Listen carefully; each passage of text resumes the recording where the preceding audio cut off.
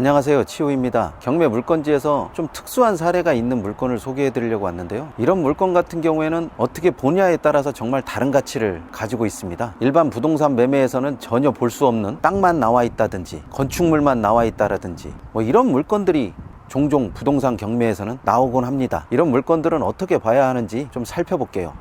원래 여기가 창고가 있던 자리예요. 제가 나중에 비교 사진을 보여드릴 수 있으면 보여드리겠지만 창고가 있던 물건인데 깨끗하게 지금 치워져 있네요. 이쪽도 창고가 있었던 물건이었고 굉장히 어지럽혀져 있던 물건이었는데 많이 치워져 있는 상태가 지금 된 것 같아요. 이런 물건 같은 경우에는 땅 주인하고 건물 주인이 다르기 때문에 이런 일이 벌어진 거죠. 일반적으로 땅 주인하고 건물 주인이 다르면 땅 주인이 이깁니다. 이게 일반적인 상식으로 통할 수 있는 일인지 어쩐지 모르겠지만 대체적으로 땅 주인이 이기더라고요. 왜냐? 땅 주인은 건물 주인에게 건물을 치워내라, 그렇지 않으면 돈을 내놔라, 이런 식으로 소송을 걸기 때문에 건물 주인이 버틸 수가 없어요. 물론 여기에 법정 지상권이라든지 다른 이야기가 들어갈 수는 있겠지만 땅 주인이 만약에 부동산 경매 투자자라면 전혀 쫄지가 않죠. 왜냐하면 시간이 끌어가면 끌어갈수록 땅 주인에게 유리하게 흘러가거든요. 이런 경우에는 처음부터 땅 주인의 요구를 들어주는 게 가장 좋은데 이게 또 그렇게 말처럼 쉽게 되지 않거든요. 대체적으로 부동산 투자에서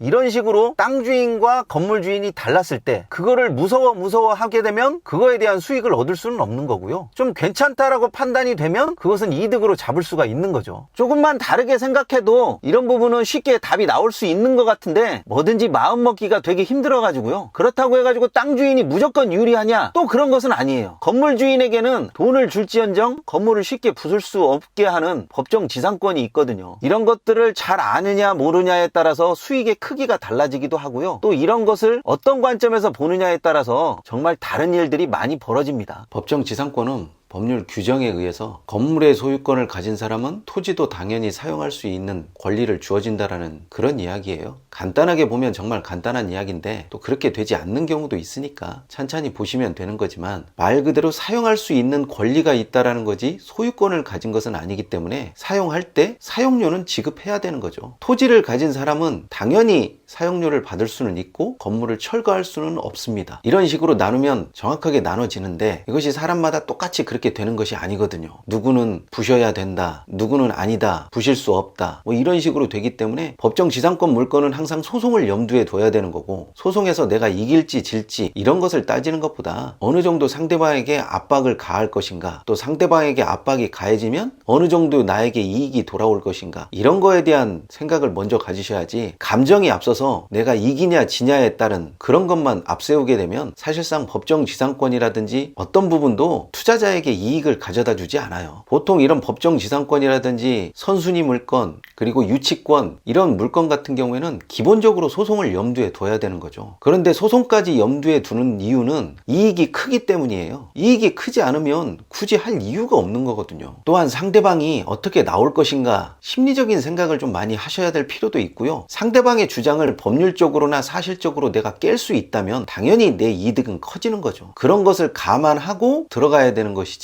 처음부터 저것은 이익이 크게 나기 때문에 내가 한번 해본다, 이런 식으로 들어가게 되면 굉장히 큰 낭패를 봅니다. 왜냐하면 예기치 못하게 쉽게 끝날 수도 있고, 또 어떤 때는 시간이 예상보다도 훨씬 더 길어지는 경우가 많거든요. 소송을 해보신 분들은 아마 알겠지만 소송을 하다 보면 이게 생각만큼 잘 되지 않을 때가 굉장히 많아요. 우선 이런 특수물건 같은 경우에는 특수물건에 대한 기본적인 조사가 정확하게 필요합니다. 물론 이런 조사는 낙찰을 받고 난 이후가 아니라 낙찰을 받기 전에 어느 정도 기본적인 조사는 끝내놔야 되는 거죠. 두 번째는 상대방의 주장이 어떻게 나올 것이고 또 이 주장을 내가 어떻게 깰 수 있느냐에 따른 생각을 미리 해보셔야 됩니다. 그리고 세 번째, 만약에 상대방이 중간에 협상을 제의하면 어느 정도까지는 내가 협상을 받아주고 어느 정도까지는 내가 협상을 받아주지 않는다, 이런 것도 미리 한번 설정해 보십시오. 상대방의 백기를 들었는데 내가 백기 조건에 대해서 미리 계획하지 않아가지고 이러지도 저러지도 못하는 경우를 제가 종종 보거든요. 그렇게 계획을 짜면 예상치 못하는 일이 항상 많이 발생해요. 될 수 있으면 경매에서 특수물건이라고 보여지는 것들을 세부적으로 많이 나눠서 설명을 드릴 건데요. 보통 특수물건 같은 경우에는 초보자들이 건네보지 말라고 이야기를 많이 합니다. 그런데 꼭 들여다보지 말아야 될 이유가 있는 것은 아니고요. 예상치 못한 변수에 초보자들이 많이 당황하기 때문에 될 수 있으면 건들지 말라고 대부분의 사람들이 조언하는 것일 겁니다. 아마 법정 지상권이 됐든 선순위 물건이 되었든 어떤 식으로 처리할 수 있을 것인가라는 계획이 나오고 그 계획 계획에 따른 실행력을 가지고 있고 거기에 따른 수익의 크기까지 가늠할 수 있다면 굳이 마다해야 할 이유가 전혀 없어요. 그렇지만 예상치 못한 변수에 대응하는 것은 경험자와 경험하지 못한 자의 차이기 때문에 사실상 그런 부분이 노하우예요. 답은 뻔히 나와져 있는 거고요. 어떤 식으로 처리할 것인가에 대한 생각을 많이 해보시기 바랍니다. 그래서 오늘의 한 줄 요약, 법정 지상권을 어떻게 깰 수 있느냐가 문제가 아니라 나의 대응 전략이 어떤 식인가를 점검해 봐야 한다.